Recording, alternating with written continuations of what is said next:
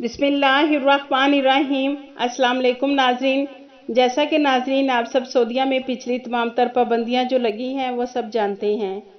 हम आपको सऊदीया की हर सूरत हाल से आगाह करते रहे हैं और नाजरीन सऊदीया में जो हिफाजती पाबंदियाँ लगाई गई हैं उनको बताने की ज़रूरत नहीं है, मगर नाजरीन आज जो सबसे इम्पोर्टेंट बात यह है कि सऊदी वज़ारत सेहत के तर्जुमान ने प्रेस कॉन्फ्रेंस की और उस प्रेस कॉन्फ्रेंस में मुमलिकत की सूरत हाल बताई है और बहुत अहम बात की है, जिससे लगता है कि बहुत जल्द हालात बेहतर होने जा रहे हैं। सऊदीया में एक मिस्बत पेशरफ्त होने जा रही है।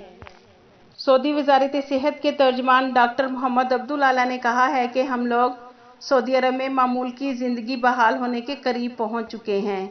वो जुमेरात को कोरोना वबा की ताज़ा सूरत हाल पर यौमिया प्रेस कॉन्फ्रेंस के दौरान इजहार ख्याल कर रहे थे। सऊदी खबरसां इदारे एसपीए के मुताबिक अब्दुल आला ने कहा है कि सऊदी अरब में जितनी भी वैक्सीन हैं वो सब की सब महफूज और मुअस्सर हैं। वज़ारत सेहत के तर्जुमान ने कोरोना वैक्सीन की ताज़ा सूरत हाल बताते हुए कहा है कि वैक्सीन वबा से निमटने के लिए मजबूत हथियार है।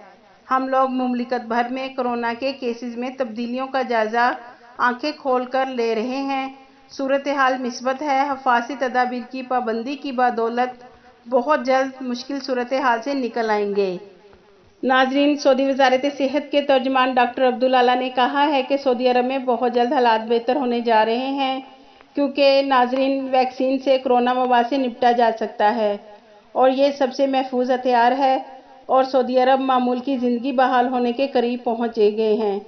ये बहुत अच्छी न्यूज़ है कि जैसे ही सऊदीया के हालात बेहतर होंगे तो मुमलिकत में अंदरूनी पाबंदियाँ जो मुल्क में लगाई गई हैं वो ख़त्म होंगी।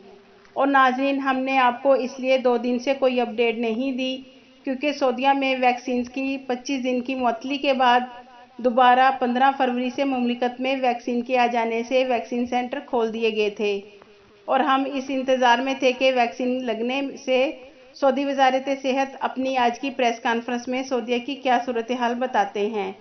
तो नाजरीन सऊदी वज़ारत सेहत के तर्जुमान ने बयान में कहा है कि हम मामूल की ज़िंदगी बहाल होने के करीब पहुंच गए हैं, यानी कि नाजरीन सऊदीया में पहले जैसे बेहतर हालात हो जाएंगे, ये कहना था सऊदी वज़ारत सेहत के तर्जुमान का। मगर नाजरीन सऊदीया में हालात बेहतर होंगे तो मुमकिन है कि पहले अंदरूनी पाबंदियां ख़त्म होंगी या फिर फ़्लाइट्स पर भी पाबंदी उठाई जाएगी। ये बात वाज़िया नहीं की सऊदी वज़ारत सेहत के तर्जुमान ने। तो नाजरीन जैसे ही सऊदी हुकाम फ़्लाइट्स के मुतल्लिक कोई भी फ़ैसला करते हैं तो हम आपको आगाह करेंगे।